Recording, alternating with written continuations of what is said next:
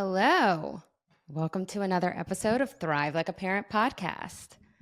Today is a really important day because I am going to talk to you about the first steps and signs of what happens when you finally begin the process of feeling your body come out of fight or flight. And it is so crucially important to understand this because it's going to feel not as good as you want it to feel. I don't really know what else to say. It's also not going to feel as happy and joyous and aligned. It's not like you're going from feast or famine to a potluck. Like it's not you can just flip a switch and okay, I've decided not to be in fight or flight. Of course, per usual, I will use a ton of examples, mostly from my life, some from my client's life. And I give these examples because it is the best way for me to help you, number one, understand it in like layman's terms of like, okay, I see what she means, or oh, she's had that experience. Okay, I'm not the only one. But also to help you be able to identify when it's coming up for you because you've given not just this is what you should feel or this is what might happen, but also an explanation of how that might look. And it is so crucially important to have this knowledge so that you don't spiral, so that you don't think you're in a deep, dark depression, so that you don't think it's never going to end, so that you know that your brain is doing exactly what it needs to do.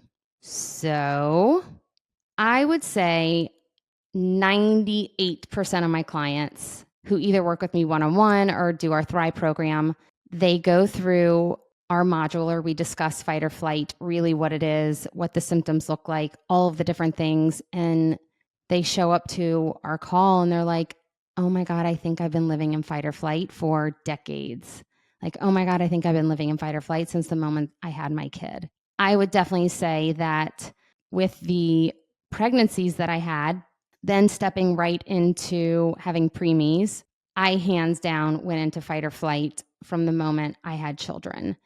And it honestly just got more intense and worse because as things began to kind of crumble around me within my life, I had to continue doing more and more and more and more.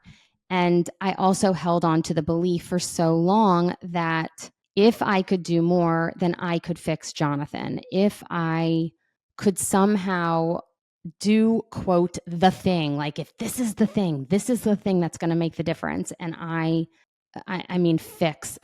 I did any and everything, right, to just support my kids and support Jonathan, nonetheless, never taking care of myself.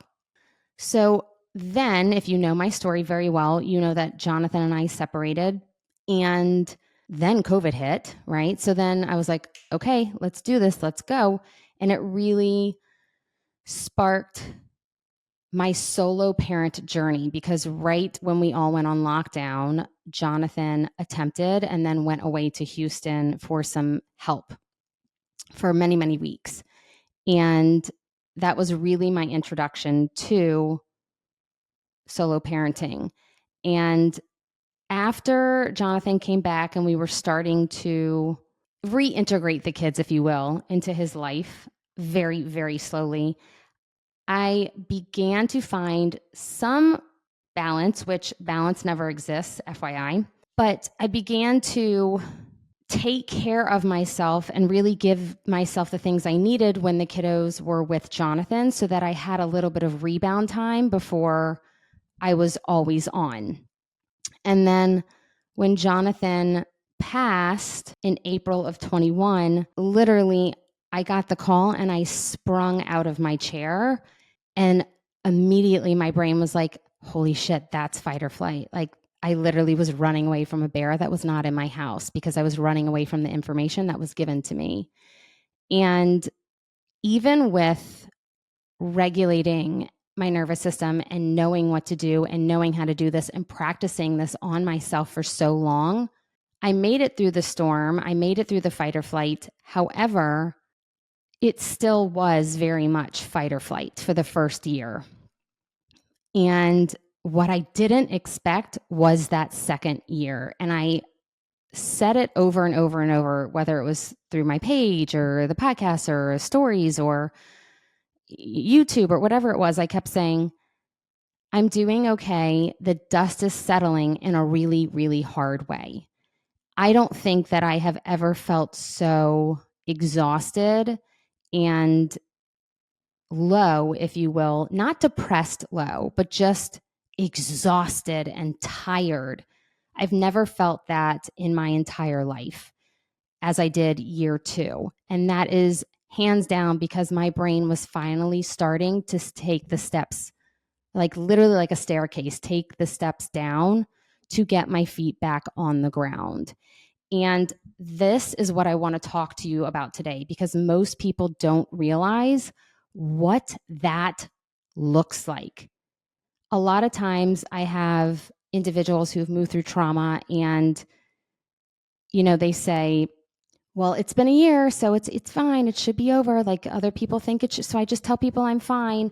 And it doesn't have to be a loss of a spouse. It can be anything traumatic. These stories and this experience, my experience and whatever you've been through, they literally live within the blueprint of your brain. They live within the walls of your home, like your vessel and your compass, and they guide you. And the feeling that you will get when you start to come out of fight or flight is exhaustion, laziness, brain fog, fatigue, maybe even snapping at your loved ones or having zero patience for anyone. The reason being is think of a marathon, okay? Think of what you do before a marathon. You hear everyone carb up or carb load or whatever the heck they do, right? Before the race, because they know that they need that energy to be able to get through the race. Then they're exhausted and their body, maybe they have shin splints, maybe their body feels tired. Have you ever had a hangover from drinking that lasts you more than one day, meaning like 3 days? Because I was never a big drinker, like ever, and I don't drink anymore simply because, well, many different reasons, but mostly because it's not good for my nervous system or my health. And I, hands down, feel that alcohol absolutely affected my nervous system very greatly. I used to think in college, like all of my girlfriends would go out Wednesday to Sunday. And I was like, how are you doing this and going to class and making grades? And like, how are you functioning? I would literally go out every now and then and I'd be like toast for days. And I hated the feeling. But literally, when I would drink, I would feel it the day after and I'd feel very, very low.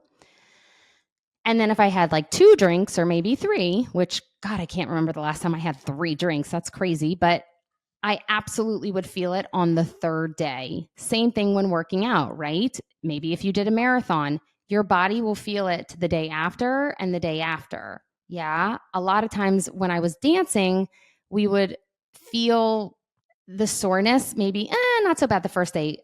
The next day, like that 3rd day, oh boy, we were feeling it. Yeah. So your body, think of it as your body going through a marathon for an extended period of time. It's not like an Ironman, right? It's not, that freaking ends, okay? But when your body goes through either trauma or remaining in a state of fight or flight, you don't even have to go through trauma to live in a state of fight or flight. You can simply just land the plane there and stay there.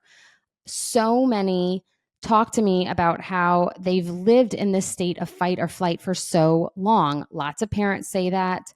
I have someone on my team who is currently moving through the process of finally stepping out of fight or flight, and it almost feels worse than when you were in fight or flight.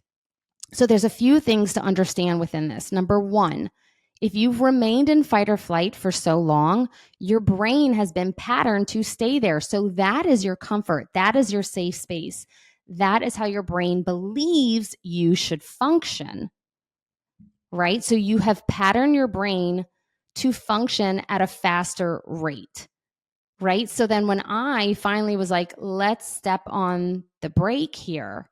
And I've always said I'm a seeker, and the work of my life has been the gas, not the gas pedal, sorry, the brake, learning how to step on the brake. But learning how to step on the brake is wildly, wildly uncomfortable. It's exhausting and it takes effort because when you do, your brain, like I said, because it's patterned there,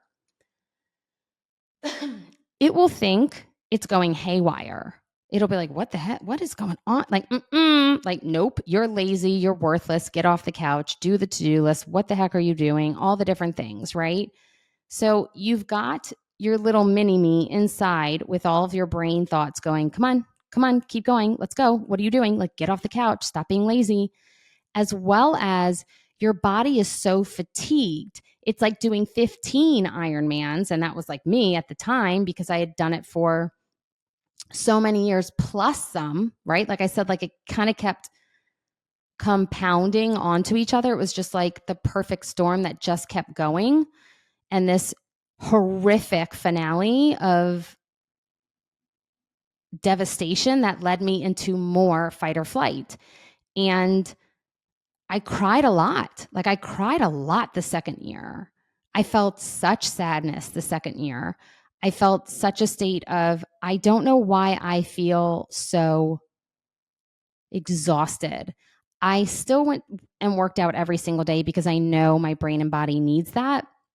But there would be, I'm talking multiple months where I was in my workout and I was like thinking in my brain, you are in so much pain already. You are so exhausted already. Your body cannot take anymore. So, like, to push harder on the machine or to strain my muscle to be able to gain more strength or do all the things, like, I didn't have it in me. And I knew that. And so I would talk to myself and say, okay, Brooke, it's okay to simply be where you're at today. I'm proud of you for getting here, for moving through the motions and continuing to move your body. But if you can't push more today, listen to that. And maybe tomorrow will be a different day. And I would have little glimpses through year 2 of like, oh, all right, like maybe 3 or 4 days where I was like, okay, like, let's do this. Like, whew, all right, let's push it. Yeah. And then I'd be like, I'd be so upset because then I would go back down and be like, oh God, I can't. Like, I just can't do it. But what I have found and what I teach my clients is if you allow yourself whatever you need in that time, it is a season and it is a time of your life. And that is what your body is requesting of you. So if you are attempting to step out of fight or flight, you are going to feel unproductive. You are going to feel lazy. You are going to have the little mini me voice inside your head say, get your ass off the couch. What are you doing? It's going to feel wildly uncomfortable. You may even feel low or down. You may even think to yourself, is this depression? Like, what is this? You may even feel like you're carrying a backpack with bricks on your back. No joke. Like it just feels so heavy. But if you did an Ironman for 30 days, every single day consecutively, which FYI, I don't really know exactly all what entails the Ironman. Like I couldn't like regurgitate it right now. Like it's this many miles and this da da da da da. So hopefully you can complete it in one day. But if you can't, just imagine that you're basically doing an Ironman for 30 days consecutively. Do you think that on Monday morning after you finish that 30th day, do you think you'd be like, all right, let's keep going? Like, woohoo. No. Your body would be so malnourished. You'd be exhausted. You'd have such lack and depletion of vitamins and minerals and water and like all the things. And so that stage of stepping out of fight or flight needs to be the most loving, caring, and nurturing time in your life.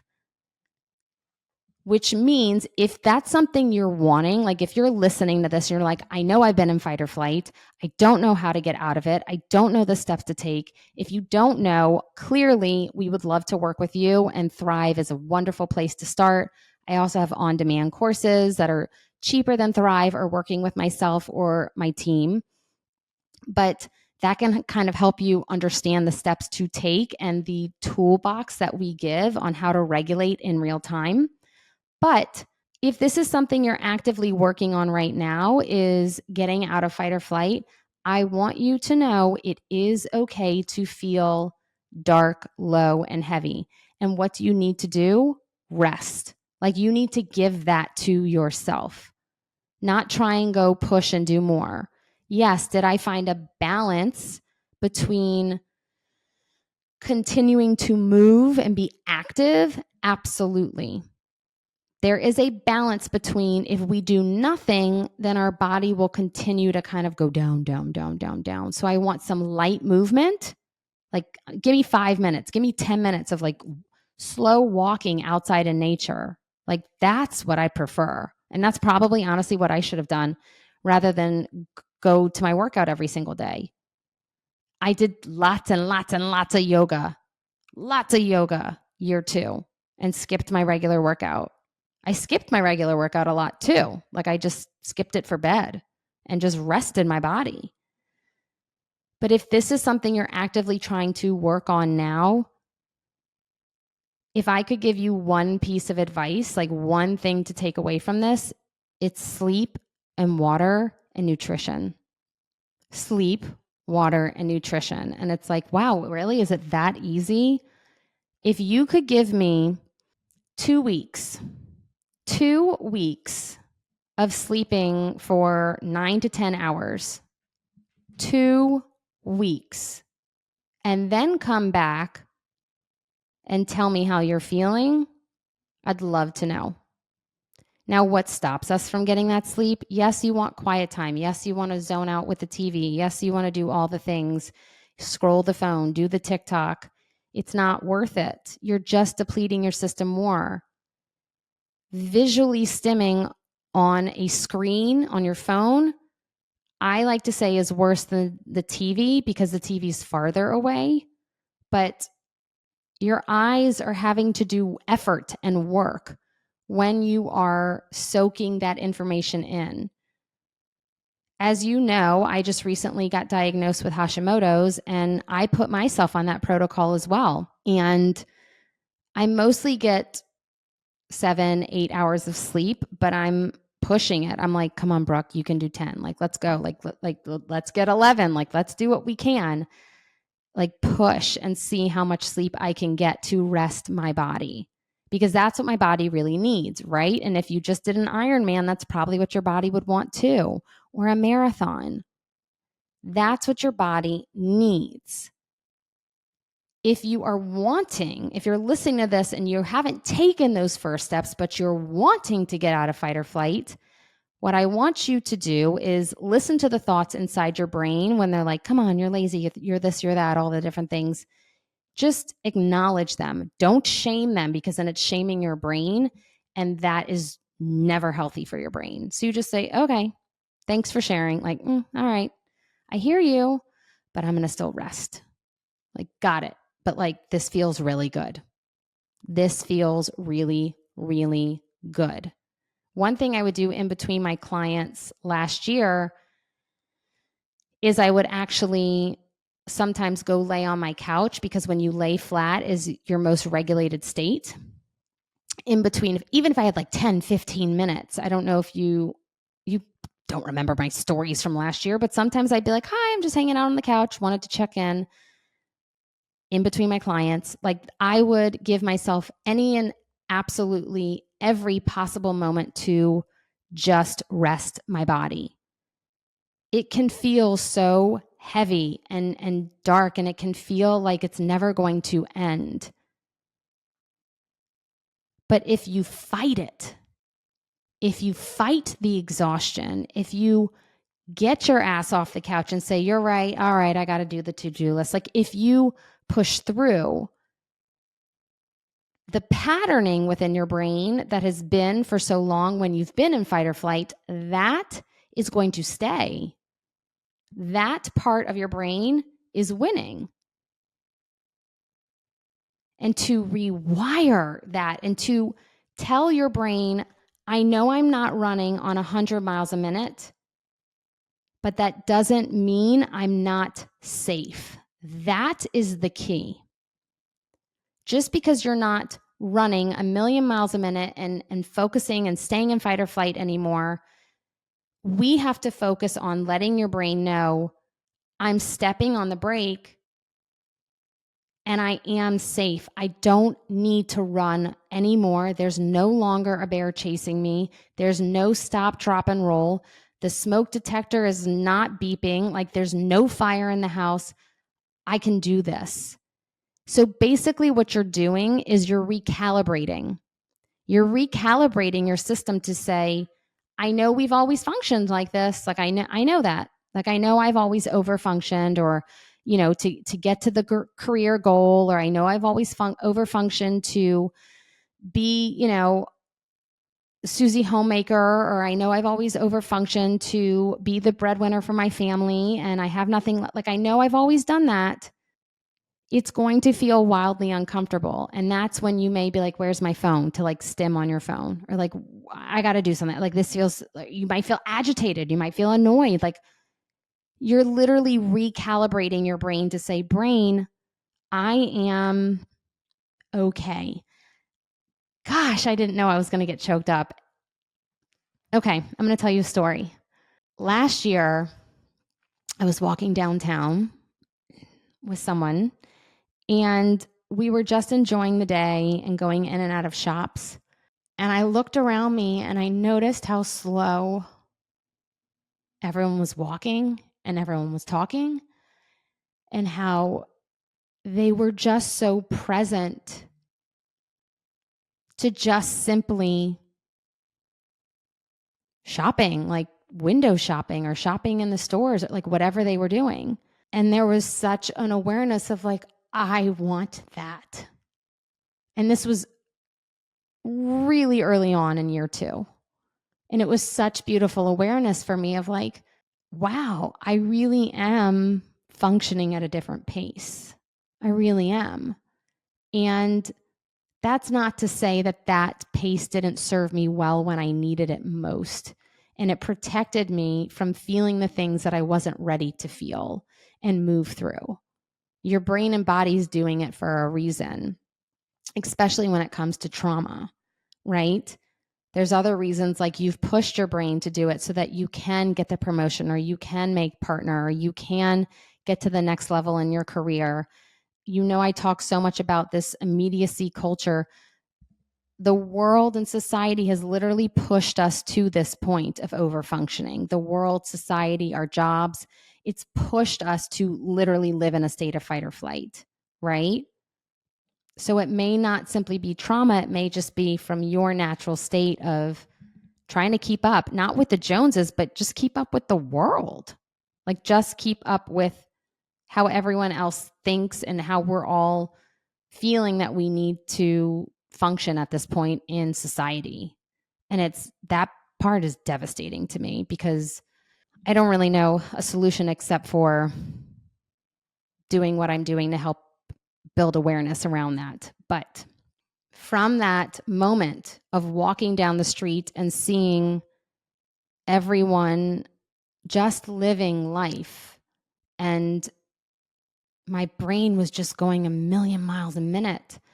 And now I was actively working on it at the time as well. I was actively working on stepping on the brake, actively. And it helped me see that much more, how much more I had to do, and how much more I wanted to do, and how much more I had to grow in terms of accepting that pace and accepting that hopeful stage of my life. And I would say that this summer, I've had such beautiful awareness of, I've really really gotten to that phase, and I am slowing down. And I honestly think that sometimes I walk slower than anyone in my family.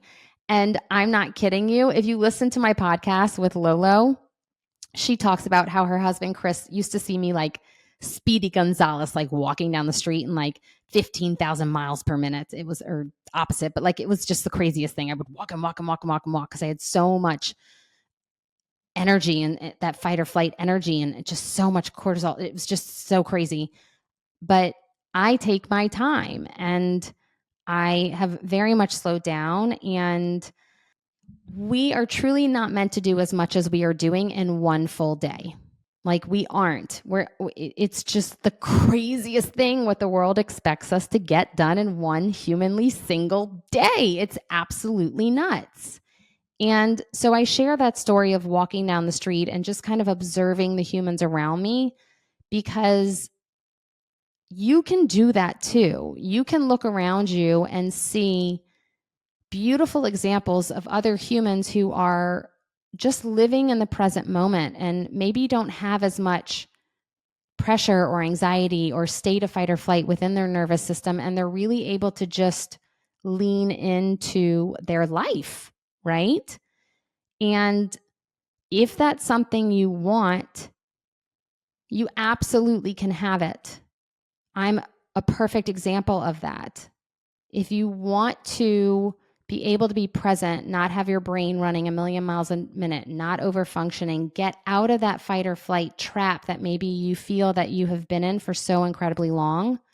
Does it take time? I just told you year 2 was a doozy. So like, and I'm probably still working on it, even though I'm telling you this summer, I've really felt like, wow, like this is incredible how I feel. And I'm working on it even more because my autoimmune disease is literally telling me I still have more to do. And I think that was part of the reason why it was such a blow for me, was like, wait a second, I've done all this work and now this? Like, what are you talking about? I've slowed down a lot. We'll see how that goes. But this is doable. The biggest crock of bull, like the biggest crock of shit out there on the internet right now, is that you can effing do that in a week, or you can do that in a moment. If you notice on my reels, I don't give you tons and tons and tons of like 6 steps to regulating your nervous system. I'm sorry, but that's bullshit. You can't heal your nervous system in one simple moment. It has to be a practice and a journey that you do for a very long time, over time. I said this recently in a reel that it's all about 3 to 5%. 3 to 5%. And if you are feeling like you're a better partner, 3 to 5% each year, or you're a better parent, and you're already a good parent, FYI. But if you are leaning towards growth or getting out of fight or flight, and that even 3 to 5%, that much, right? Every single year, you're doing a great job. And so the biggest crock of bullshit out there on the internet right now is I can fix you in a day. I saw something recently, and I know this is so off topic, but I saw someone's account recently. Literally, her profile was like, stop the tantrums. Like, basically, I can help you stop your child from tantruming. And she had an ad, and I was like, oh, like I just wanted to cringe inside, because that is such a marketing technique to be like, shoot me your dollars and I'll give you the solution. That's the biggest crock of bull, because humans, adults, still have tantrums and meltdowns. So like, to say that you're going to literally demolish all tantrums and you'll never see it again, like it's not the truth, right? So when you see everyone say that they can, quote, heal your nervous system or all the different things, know that this takes time, and that in order for it to be done the correct way, you have to give yourself grace and kindness and be gentle with yourself, because it will not happen overnight. And if you have that expectation, you will give up and say, fuck it, and then keep going in a state of fight or flight. If you know that over time, this is going to slowly, right? Like a slow burn, 3 to 5%. Over time, you will get the result you're looking for. And again, I was speaking of someone on my team right now. She is doing such a wonderful job of stepping out of fight or flight for herself. And so many emotions are coming up for her and so many feelings are coming up for her because she's not in that state of shutdown anymore, right? When you're in fight or flight, your brain is offline, you are shut down. And so now that little by little she's slowing down, her brain is opening up and coming back online. And that allows you to feel a lot of uncomfortable things. And you definitely get through it, I promise you. But it's okay to feel that. It's okay to go one step at a time. It's okay to feel the exhaustion and the weight. And I promise you, I promise you, it will not last forever. And if you need to rewind that and listen to that again, please do so. And I'm going to say it again. It will not last forever. And it is so important to hear that and know that because we can get so stuck in thinking that this will last forever. And I fear that that's one of the reasons that others get into such a state of depression or take their own life like Jonathan is they don't see a way out. They don't think it's ever going to end. They don't think that it's ever going to stop. And so they're in such pain. They are so miserable. Yes, that is the depression side of things, but you have to understand that your brain is recalibrating. It is not that you are broken. And if you say, okay, I know what this is, I know that my body is feeling all the this and all the that and all the feelings and the laziness and the lack of worth, and I physically can't do much. And I feel like I have bricks on my back and I just want to sleep all the time. That's because your body needs it and it's asking for it. I haven't said this in a while, but your brain and body literally can regulate itself. We just push against it, ignore it, and do whatever we want to do instead. And that is what gets us into a heap of trouble, is just completely ignoring that, right? So if you are wanting to get out of fight or flight or currently living in a state of fight or flight, know that it requires you to step on the brake. How do you do that? I would love to support you through that process. I don't believe anyone should do life alone. I think everyone should have support. If you're already stepping into that existence of getting out of fight or flight, and you're currently in a state of just heaviness and the exhaustion and depletion, know that that's where your body needs to be at this moment. And like I said, sleep, water, nourishment. That is literally like food is medicine. So take the time, give yourself the vegetables and the proteins and don't do the sugar, trust in your body that it can heal. And very slowly over time, your sparkle and your light will come back. Do I see some days where there's glimpses of it and then some days where I'm like, oh God, right around the corner, here it is again? Absolutely. But does the amount of time that is extended, right? My glitter, my woohoo, that is extended. Every single year I see that. Every single year I see the progress that I'm making. And I just have to keep going and know that it is okay to simply be where I'm at. You can't expect to live in one state for possibly decades and then overnight be changed, right? You can't expect to say, I want to lose 10 pounds. And then tomorrow, there you go. It takes time, right? But our brain has been conditioned for immediacy. So take the time that you need for you. If you are attempting or you are currently getting out of that state of fight or flight, and rest, let's discuss rest for a second before we wrap. Rest can look a million different ways. Rest does not mean you have to lay down. Rest does not mean you're lazy. Rest does not mean it's alone. Rest can be anything that is nourishing to your soul. If something is nourishing to your soul, like working in the garden or swimming laps, or for me, it's definitely not socializing. It's more of like solitude. But for some, rest feels good when you're doing it together with someone or with a group or filling your cup. Yeah. Like do the things that feel good to you. Please go out in nature. Please go to some fresh water. Please get in the pool. Like, please do all the things. Like, do the things that feel good for you. That's it. Like, that's all you need to do. And I believe we've been taught that we should be functioning and sacrificing for everyone else in our lives. I am more regulated each and every day, and so are my children. And they've done a wonderful job of regulating themselves. And it's this beautiful, like, everyone talks about like peeling back the onion, but honestly, it's like this beautiful, like, rose that's like opening and blossoming into our life. And it's happiness and it's joy. And, you know, there used to be a time in my life right after Jonathan passed, and even before Jonathan passed, where I would say to my own support, like, I don't have any more to give at night when I'm putting the kids to bed. It's like, I'm done. Good night. Like I literally physically couldn't, like I could barely see straight.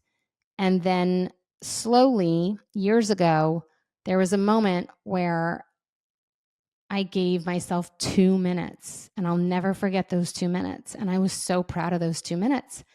And we turned on Eli's little starlight on the sky in his room, and we just laid on the floor and just like stared there in silence. And I was like, I gave Eli 2 minutes. I'm so proud of myself. So it's not about the whole enchilada, right? It's about the moments. And now I'm at a place, and I have been for a while, but now I'm at a place where I don't care how long bedtime takes. Like, I have so much capacity to be able to do these things and to cuddle and snuggle and have the conversations, which are my favorite time of the day, by the way, and read the books. And Charlie's loving meditation at night, and we're having such beautiful conversations. And this took time. So please give yourself what you need and trust within your brain and your body, and trust that this is simply where you're at for right now. And hopefully me sharing with you my journey will help you see that it is doable and that it doesn't happen overnight, but it does take place, and you can have that. So until next time, take care of yourself and find the rest that feels warm and comforting and so supportive and so loving for you and you alone. XOXO, Dr. B.